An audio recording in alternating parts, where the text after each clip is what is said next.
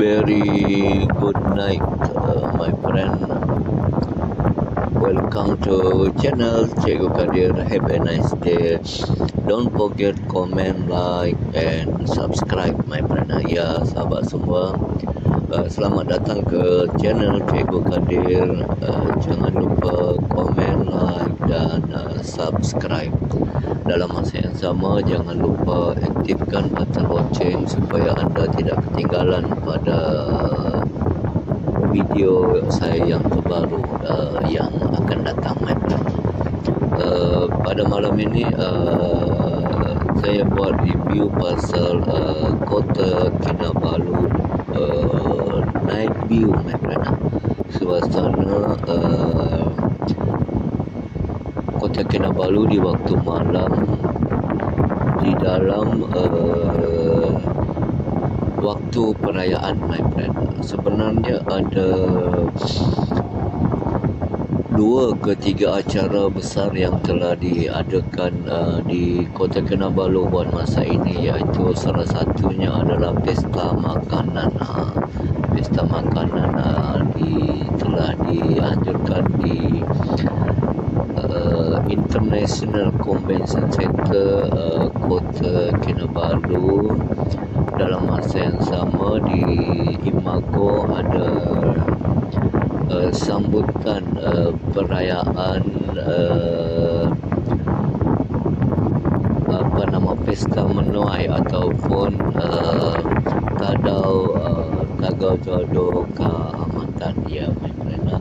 Mengulas secara ringkas sambutan pesta menuai yang telah dirayakan di Kota Kinabalu adalah acara tahunan. Latar belakang dia adalah sebagai memperingati perayaan yang telah diwarisi daripada turun-temurun, iaitu pesta selepas menuai padi, my friend. Kalau zaman dahulu, ini adalah pesta yang telah dirayakan setiap selesai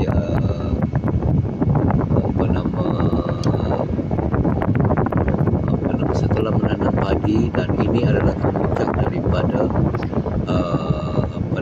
proses menuai padi, iaitu dikenali sebagai pesta menuai.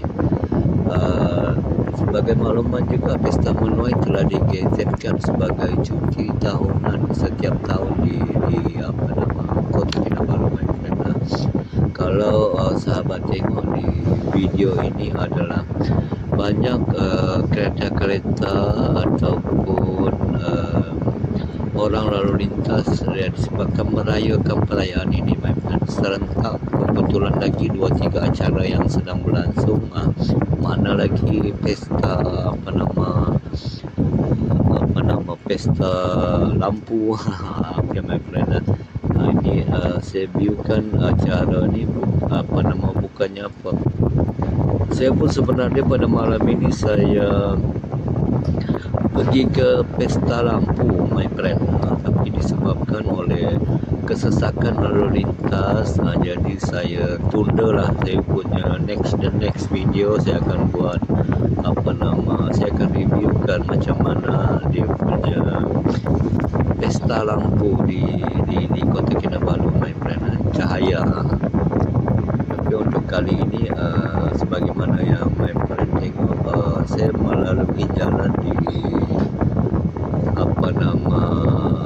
map daripada setup point daripada Hyatt Hotel, daripada Grand Merdeka.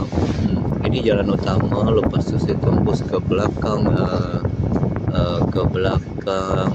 ini Imago, terus ke pasar besar, dan di situ ada permanent hotel. Dan ni, my friend, sebab itu kalau my friend tengok banyak bangunan-bangunan yang telah tutup lampu. Bukan apa, kebanyakan dia orang meraihkan pesta dan perayaan ini, my friend. Ni kalau my friend tengok dia punya